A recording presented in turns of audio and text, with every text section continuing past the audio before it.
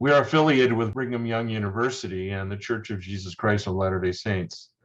However, these classes are intended for a general audience. Please keep that in mind as you think of questions you have. They should pertain to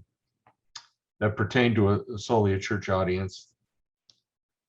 We'd like to thank Elder Tanner for the time he's taken to prepare, and I'll now unshare my screen and he can share his. Okay, we're going to be talking about the fundamentals of research, or how I do it. Well, the reason why I tag it on there that this is how I do it is because there's lots and lots of different ways that people do research. And everybody has their own particular opinions and ideas about how it should be done. But this is from my standpoint, this is what I do. And I would very much, in my particular area, what I would do is to go through these steps that I do. And it's pretty complicated, by the way. And so we'll get into some pretty much detail how it works. To start out with, genealogical research is like trying to do a mixture of dozens of 5,000 piece jigsaw puzzles without a picture to show you what the puzzles are. In other words, you pick up each piece and it just doesn't make any sense at all until you start working through the whole process. But fortunately for all of us, there are ways to sort out all the pieces. And that's called genealogical research methodology.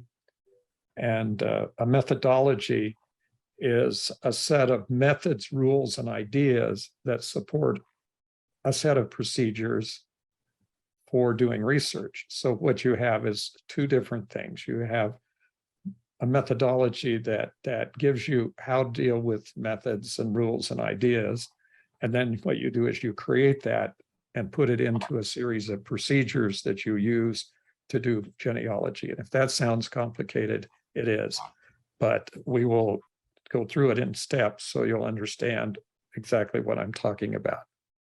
To begin the process, you need to understand that there's a direct relationship between the historical documents, searching for historical and genealogical records, and extending and verifying your family tree lines.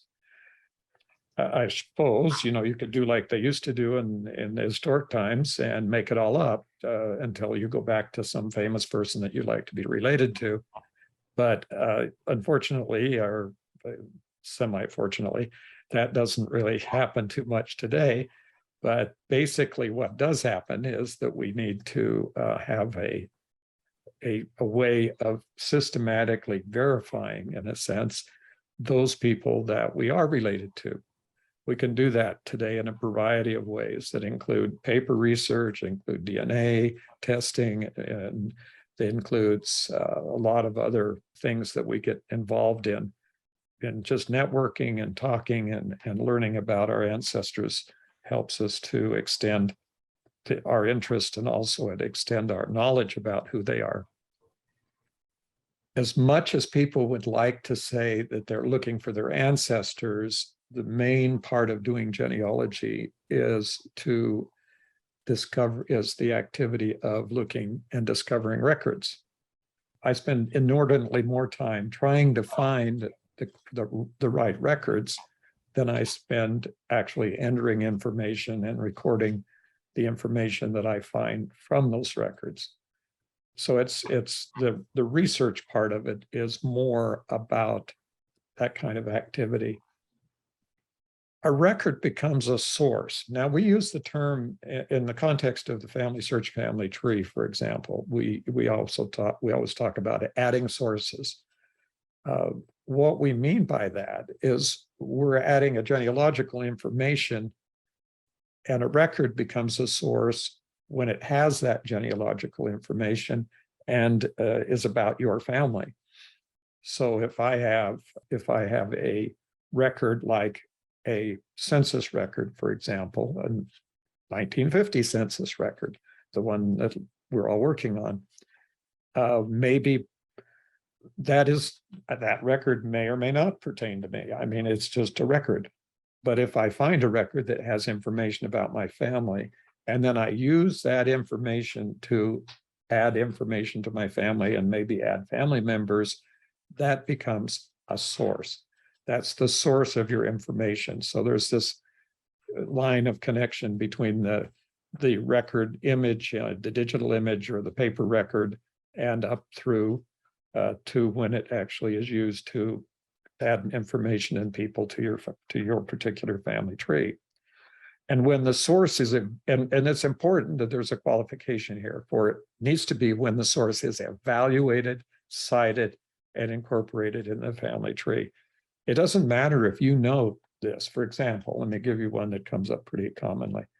People will say, well, I have this record right here in front of me that tells me that this person is related. And I go, well, can I see the document? Yeah. Well, that would probably be a good idea if I showed that to you. Okay, so that's the kind of information. Unless we put it into a format that lets that information can be evaluated not only by us, by other people, and it's cited, meaning it's given the location of where I can go and find the same record, and then it's incorporated in a family tree, then I can see not only how that record adds information to the individuals in the family tree, but also I can see whether or not I agree. In other words, there's this kind of feedback loop that says, do you agree with this or not agree with this?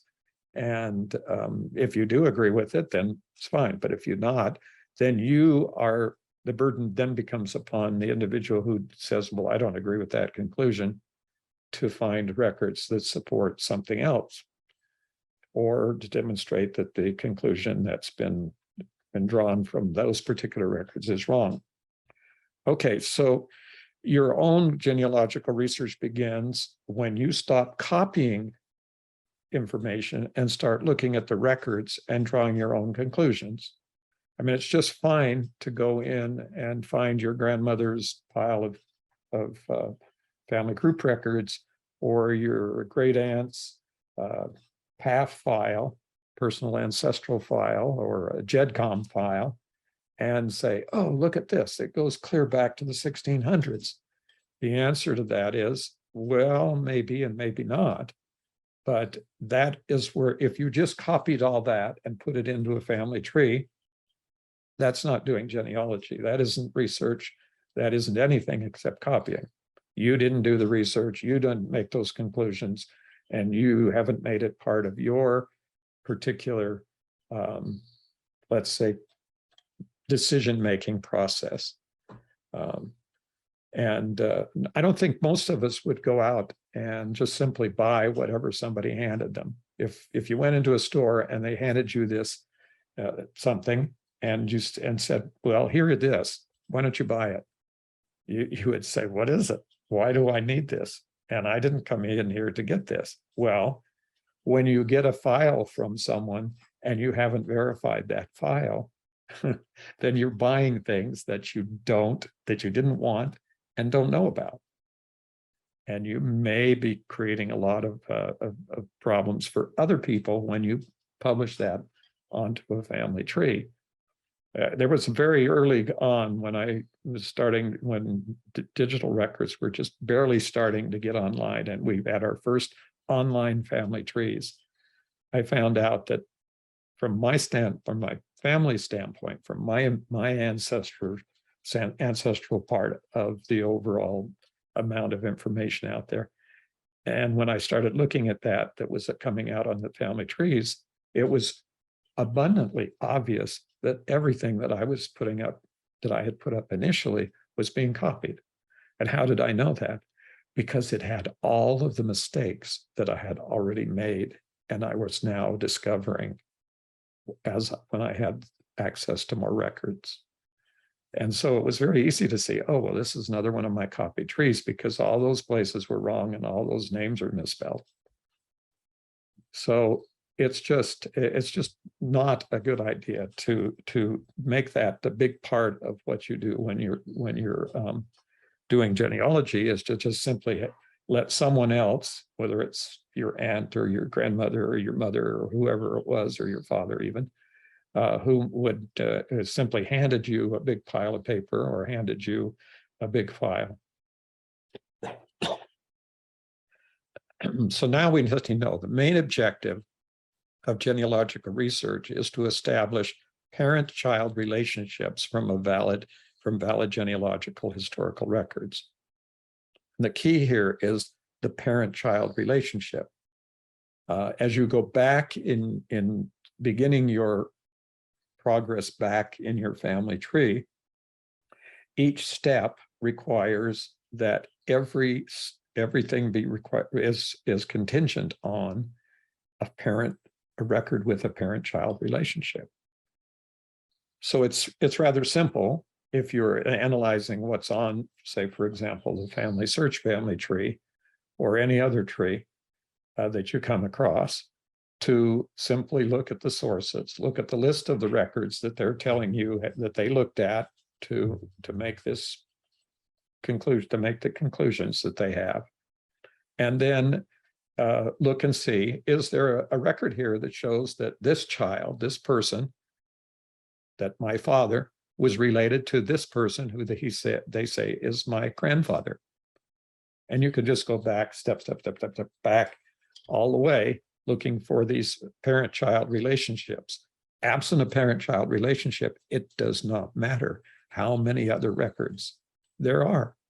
They're not persuasive. They're not going to tell me who the parent was.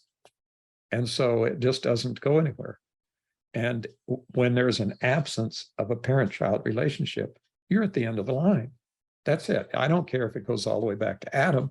You aren't related to those people until there's a source that says you're related in some way.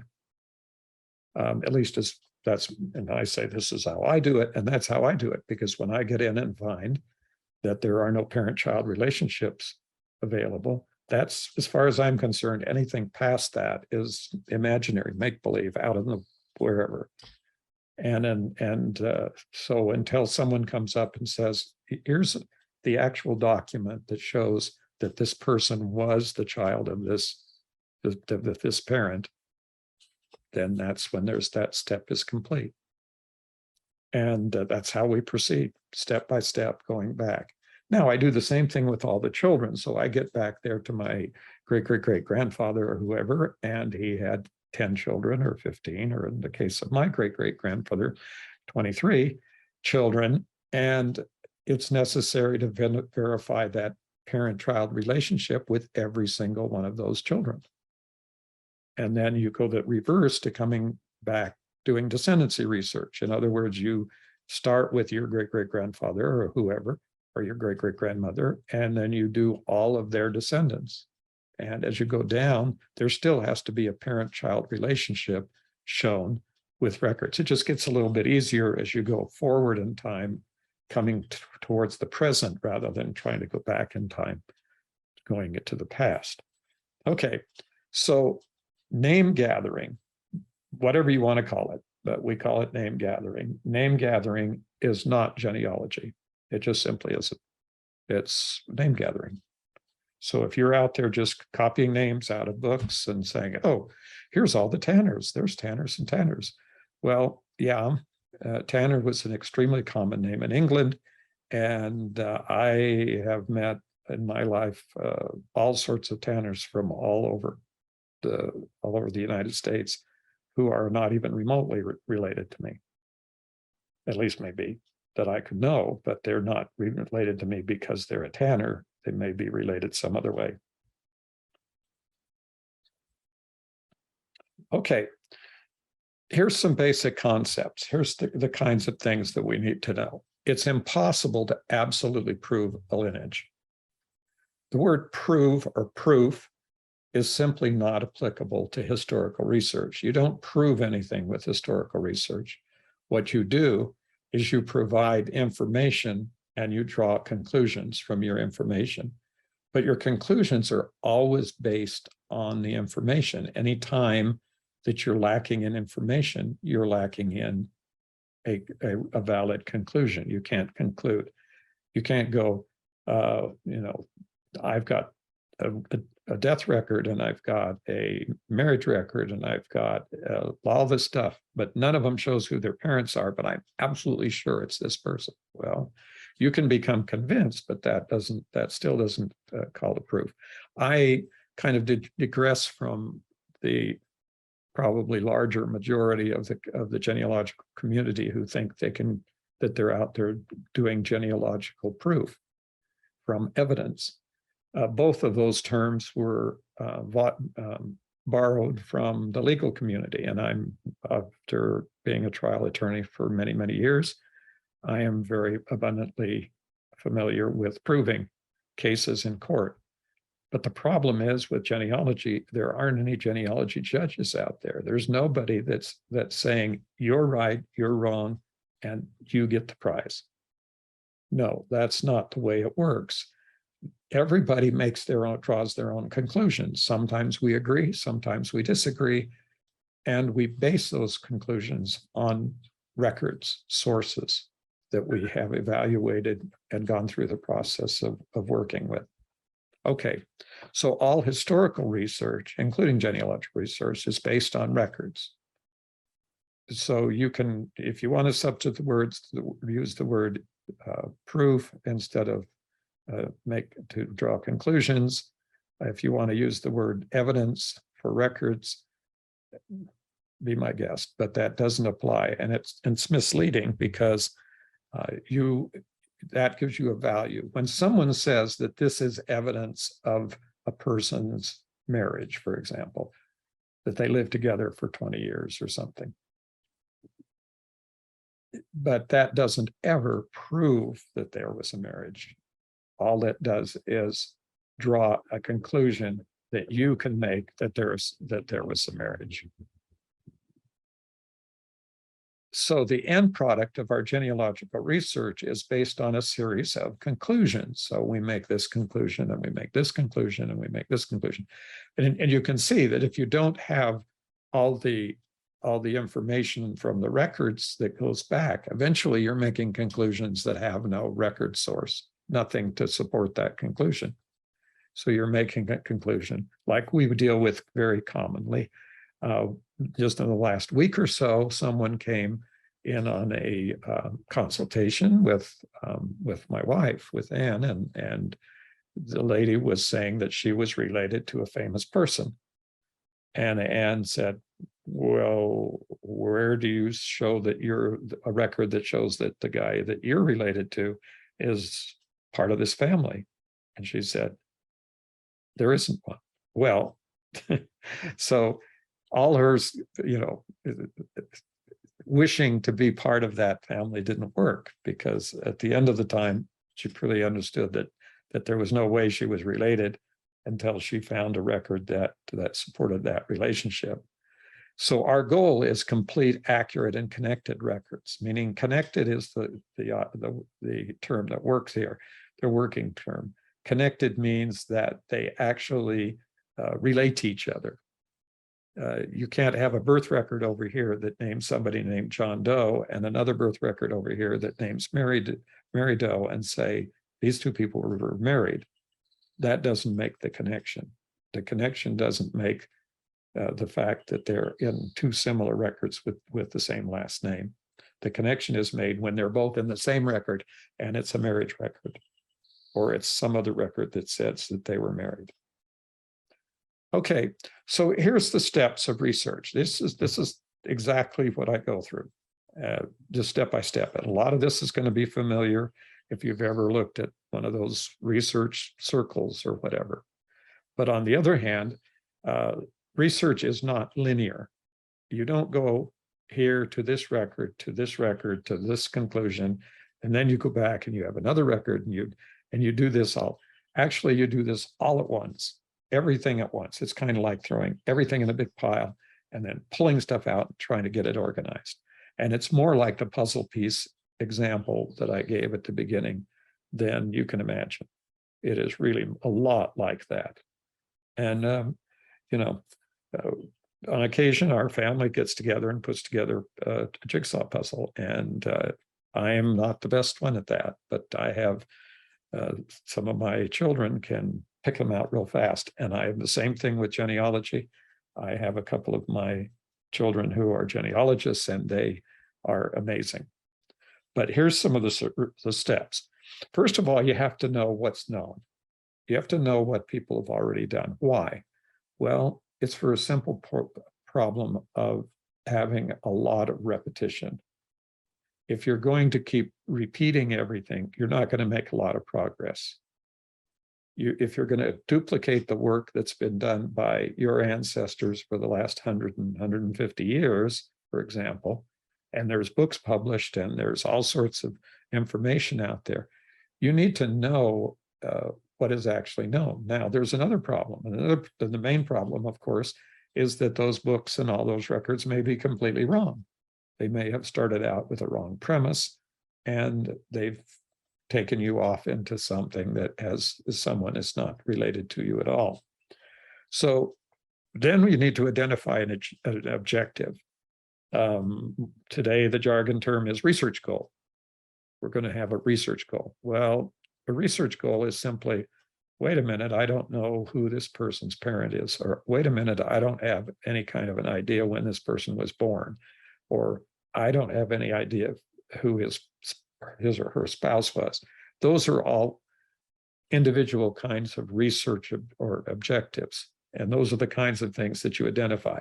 When you're doing research, depending on your level of the way you do it and your methodology, you can either do that from a very much formal method, have a formal methodology, which means that you write this down and you have goals and you have little notebooks with everything that you're doing in it. Or you can just simply be jumping into it and doing it, which if you've ever been around me and had any contact with me while I'm doing research, that's kind of how it goes. And sometimes it's kind of amazing that I make any progress at all. But identifying the available, next is this huge step. This is the huge step out there, is identifying the available historical resources. What is it, where is it, and how is it you're going to find these records? Now, there's always going to be more records. And the amount of records is just so overwhelming, you cannot begin to imagine how difficult it is to go through all those. My experience is that the average researcher out there maxes out at about 10 different kinds of records, sometimes a few more. They get vital records, census records. Sometimes they'll go a little bit further than that and do some other records, but it really gets about maximum out there at 8 or 10 records. There are thousands of different kinds of records out there. So identifying these resources is part of the process of learning how to become a genealogist or a family historian, because without the knowledge that there's another record out there, or that there's some other way to determine the relationship, you really don't have a chance you're always getting to a point where you can't figure out what to do next because you don't have any idea that there's another record. And some of the most common records that are overlooked are things like land and property records, probate records, tax records, city directories, all sorts of things like that. There's just a long list of those. And one of the places where you can go to get that information is the Family Search Research Wiki. Now, if that doesn't key in your head a connection to a part of the Family Search website, then you're missing out on how you identify all of these historical resources. So then you have to isolate the key terms and words. This is the challenge when you're working in a language that's not your own native language. And it's part of the whole process. What there may be out there, for even in English, you think, well, yeah, but I speak English. Yeah, well, you speak English until you start reading probate records. And then you'll find out that you don't speak English. Whatever it is that's there doesn't sound much like the English that you knew. And it doesn't sound that way either. And a lot of other land records, land and property records may also be intimidating for that reason. So this is the step where you work through the terminology that you need to deal with. And then you search for the identified records. Just because you know that there may be tax records does not mean that you know where those tax records are kept. They may be sitting in a courthouse or in an office or in an archive or in a university library or in a number in a historical society or in a regular library or in a local library. That's the searching part of doing genealogical research is, well, now I know that there's, for instance, town records for New England towns, but who has the town records for this particular town? Are they online? Are they digitized? Can I access them? What do I have to do to get to those particular records? Do I need to subscribe to another website? Do I need to join a historical society? What do I need to do? So those are the kinds of things that we get to. And then we have to actually access the records. That means getting online, learning how to get through the maze of things that you need to do to find records online. Or it may mean getting in a car or buying an airplane ticket and making sure you know exactly what you're looking for and where you're going before you do both of those things. So accessing the records involves not only the physically going to and looking, but it also implicates and includes all of the preparation to learning how to do that, how to get to that point. So here's some more steps. Then you've got to search the records. And I'm constantly with people when they're searching the records, they say, well, is there an index? The answer is no.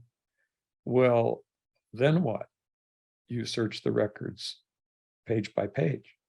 Start with looking for dates, looking for places, and looking for the names, and just go through the pages, page by page by page. Oh, well, I am sure that that's the rocky shore where a lot of the genealogical research ends with a crash, because looking through thousands of records page by page is not the funnest thing you do in the world. And it's particularly difficult if the handwriting or the whatever is, the records are in poor shape, or if the handwriting's just really atrocious.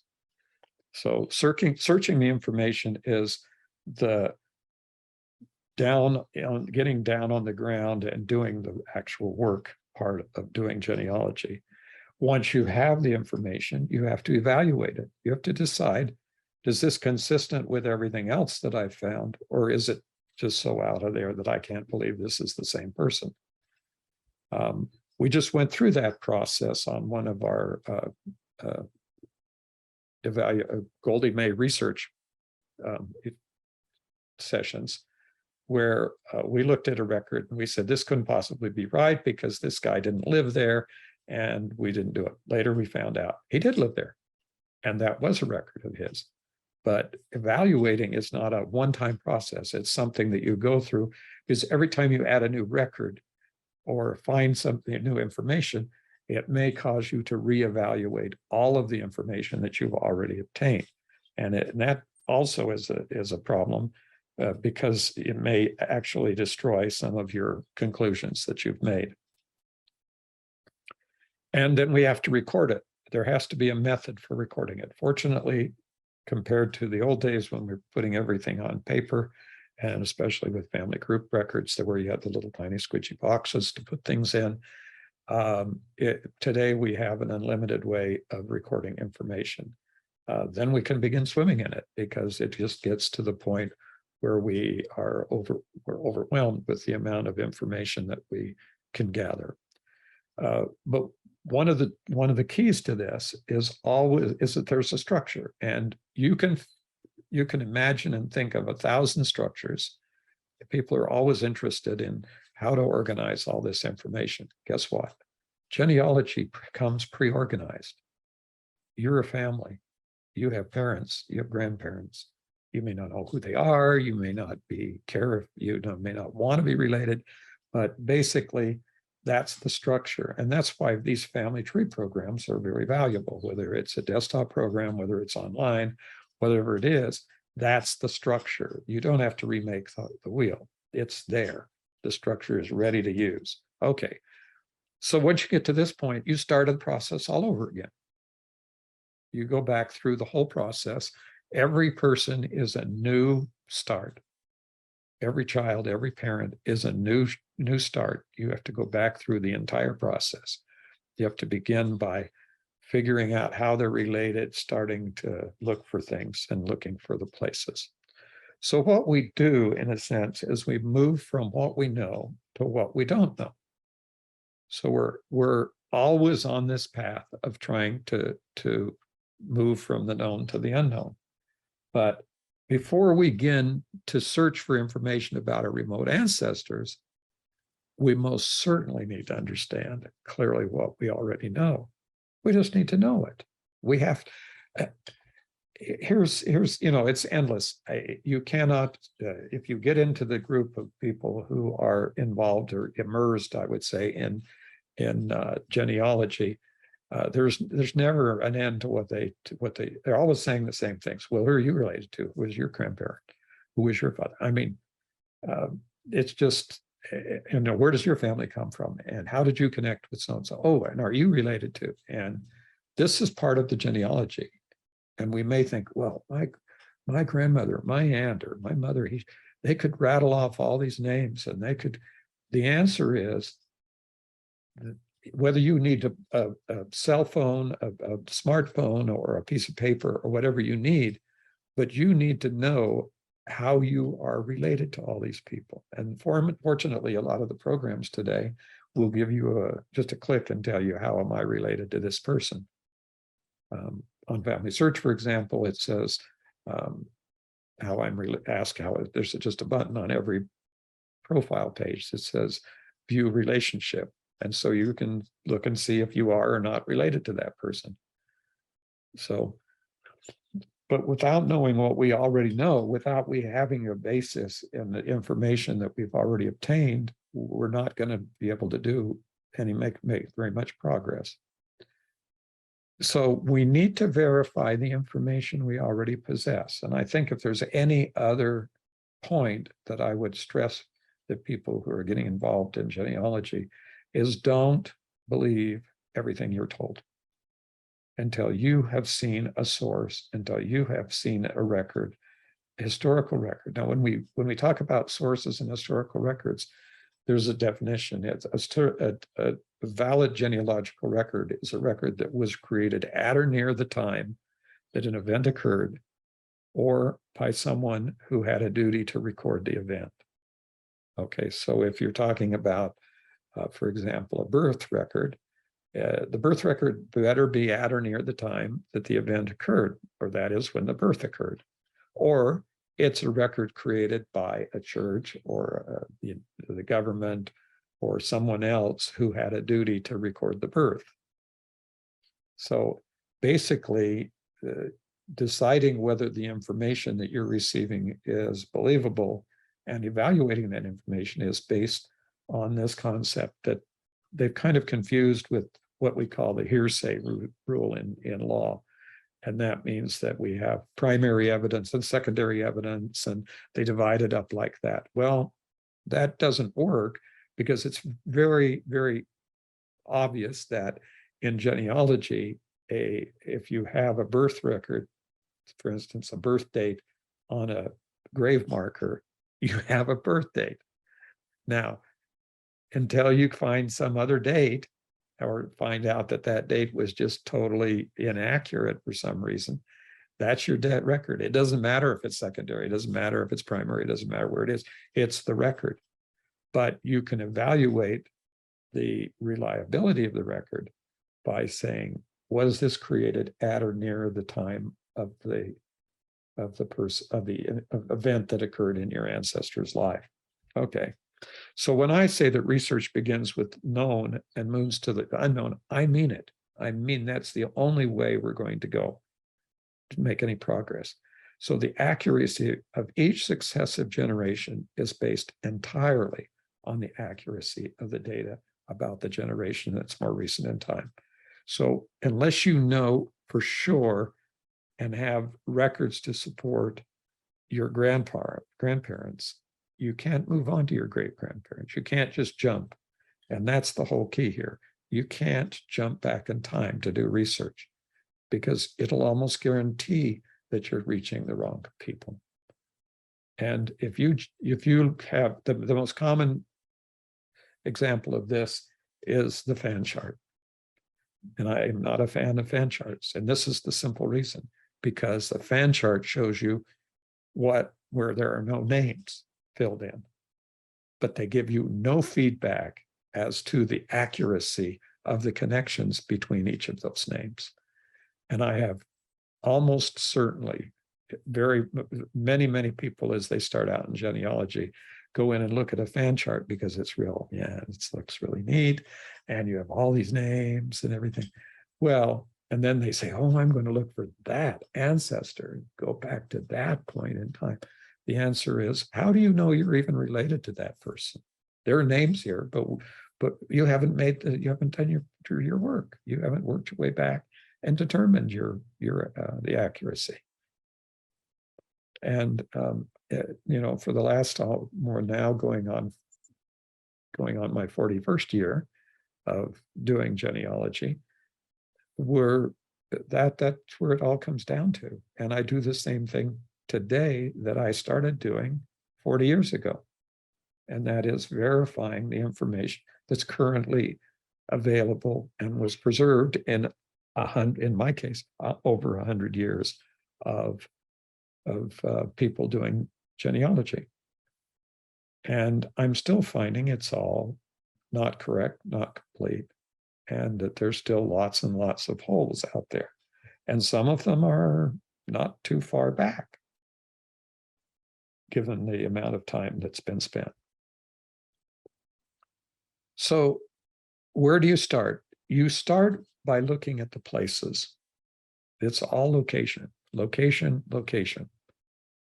So you looking to see if this person, where these people were born, where they're born. If you begin a conversation with me and say, you have a question, I will invariably ask the same question within a few minutes. And that is, where did all these people live? Where were these events taking place? Where are we talking about? Why? The simple reason is that records in historical, genealogically important records are associated almost one relationship with the place where they were created. If you go on to Family Search, you'll find out all the catalog, everything's organized fundamentally by the place. If you want to look for records in England, you go to where they keep English records. If you want to go to look German, you go to German records. In other words, that's the first thing. And if you don't know where these people came from, there's no way to start. There's no starting point here. The place is where you start, not the name. Matching a name is like what I said earlier, is just collecting names. That isn't genealogy. Genealogy is when you begin with a place and attach the person to a record that has a specific location. And that way you know that that person and that spot on the earth were part of the history.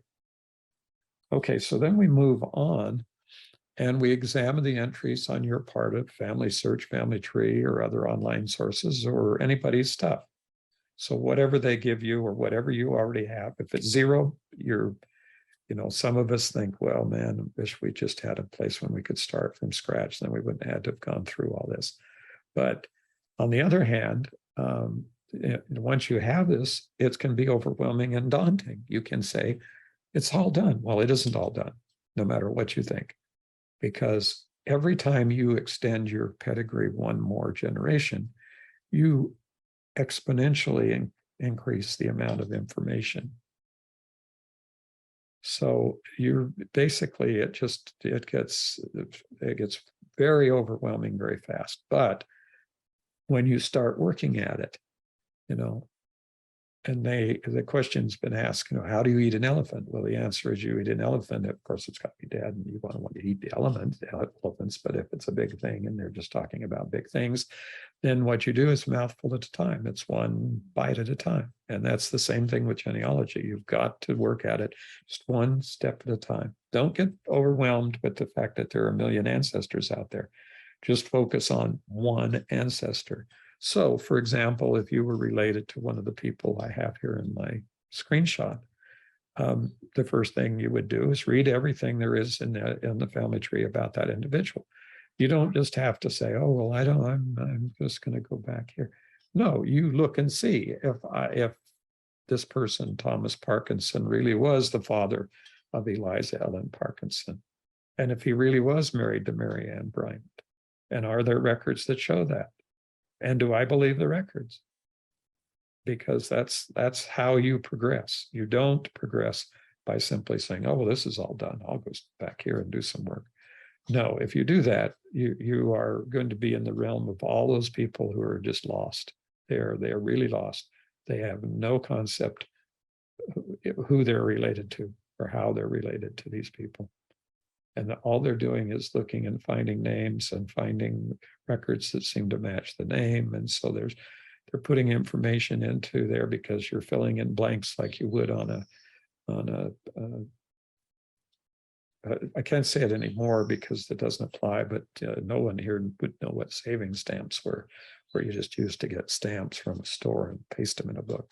That's kind of the activity that people out there are doing when they start just trying to fill in names on the family tree.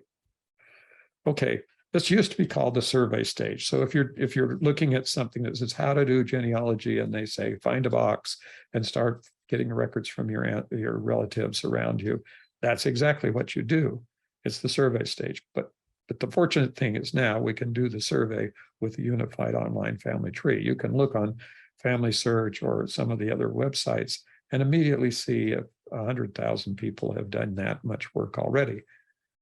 Or if nobody does, maybe they don't, it's not even named. You put your name and your parents and your grandparents into all these different programs and there's nothing.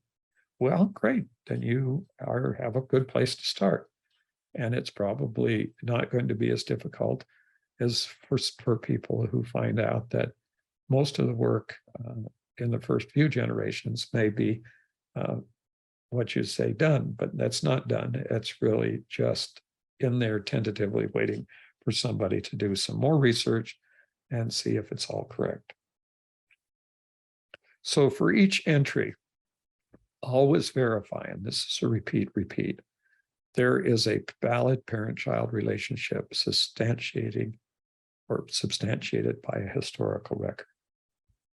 Here, for example, this is a probate file from 1821-22, and it says this is the estate of David Shepherd, and he lived in Castleton, Vermont. And there's a date of the probate. That's not a death date. That's the probate date. And there was a dower reference $444 set to the widow. Now, I go through this, I can go through this real quick because obviously after more than 40 years of having been a lawyer, I was active for 39 years, but obviously I didn't get it all when I retired. That all of this is all a lot of things that you have to learn. And this whole thing makes a whole lot of sense. And it tells us that this person, David Shepherd, was married to Julia Shepherd, and that there was other people in there, but he wasn't married. Well, that there was a diadema, and there was an X mark. Well, she was the wife. So you have to go through this whole kind of understanding this kind of thing. And that's what I've been talking about when I talk about understanding the records and working through it. And that this is basically, let's say the down and getting your hands dirty and working with the genealogical process, because learning this kind of thing is what we all have to do. Now, I know about law, but I don't know about other subjects, and I've had to learn a lot of how to work with records in other languages like some of the languages that I don't speak, for example. And learning that information is a long ongoing process. So if there's no record, there's no relationship. So if you find somebody that says 0 sources on any of the programs, wherever it is, they don't have one source.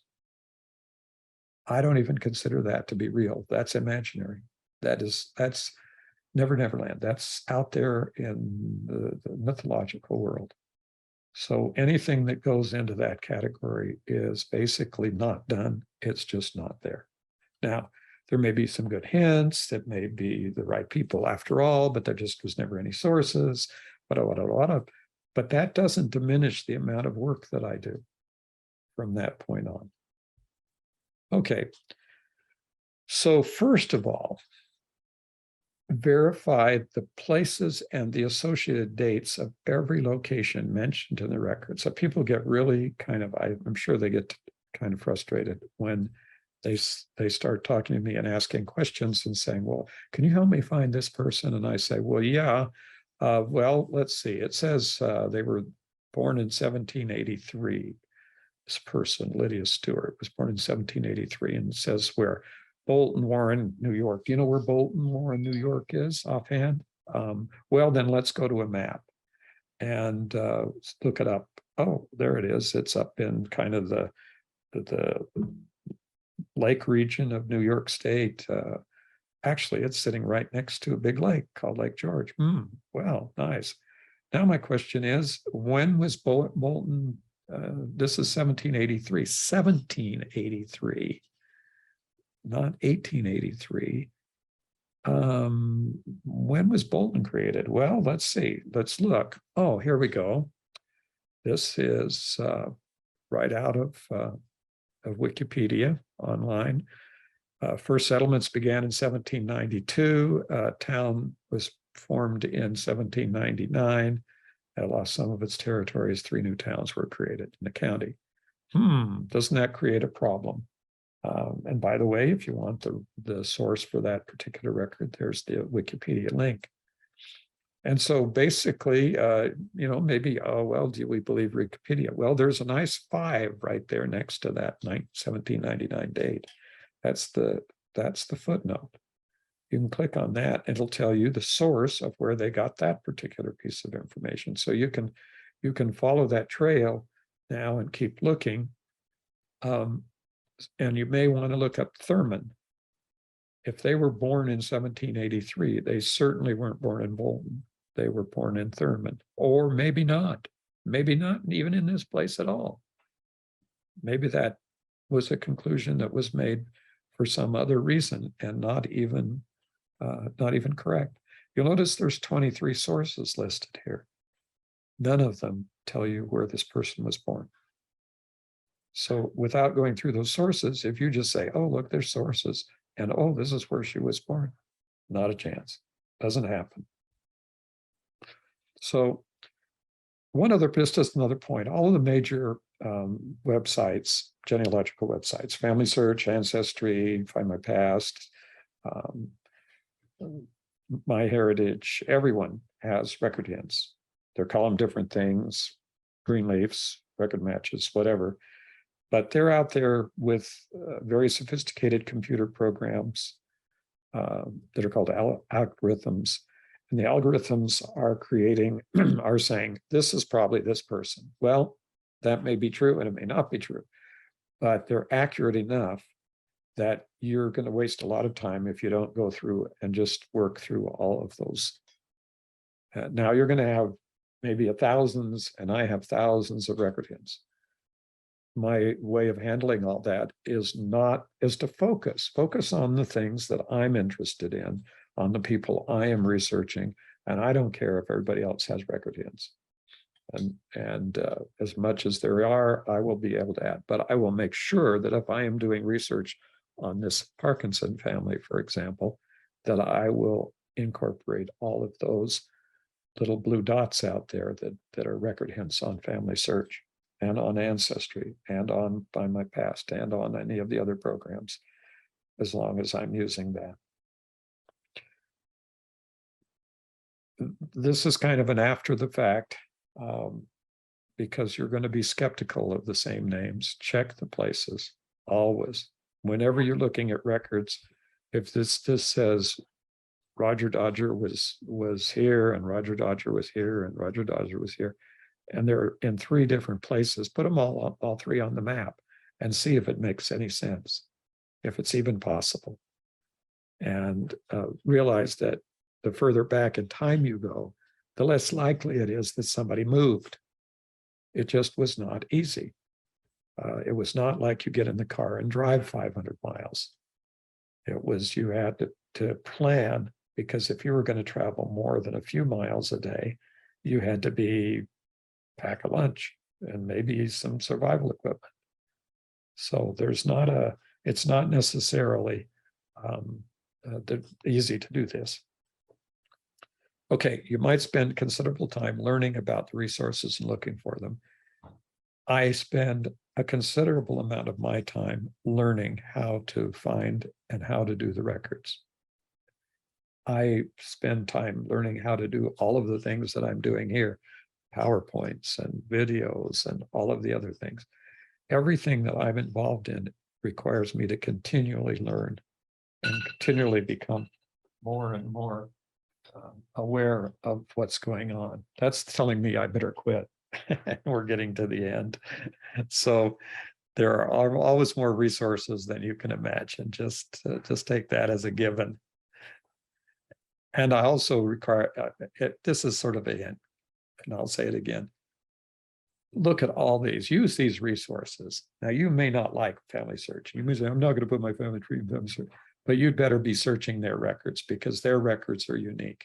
And the same with Ancestry, my past and my heritage. And the number of records in all of these records combined is so astronomically large and so valuable for necessary research that ignoring them is just part of the game. I'm always amazed that people will say, well, genealogy is really expensive because just think of all the money you have to spend to get the subscription to those programs. And my answer is most of those people, when I was teaching classes down in Mesa, most of those people who would complain about that had driven up in $250,000 motorhomes. It's all relative. It's what you're interested in and what you value.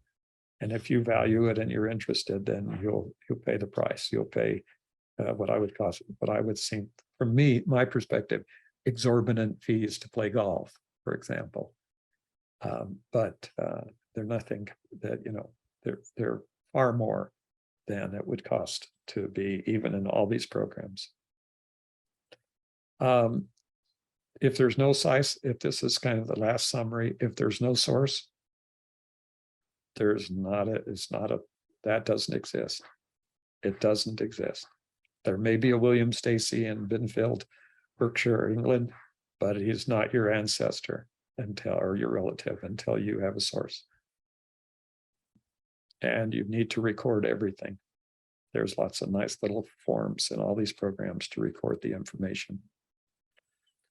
And you can get into this long structure here that says they could be incorporated to an organized structure. I've already covered that. That means put it into a family tree and then go through this process over and over again. That's it. Thanks for watching. Any questions? Doesn't look like it. Everybody went to sleep. I don't see any, James. They're probably going, what did he say? Anyway, that's about as short. That's, if you want to compress it down, what it means is don't believe everything you read. When you're doing genealogy, make sure you have a good measure of skepticism. Okay, thank you for everybody, and thanks all you who came. We'll see you.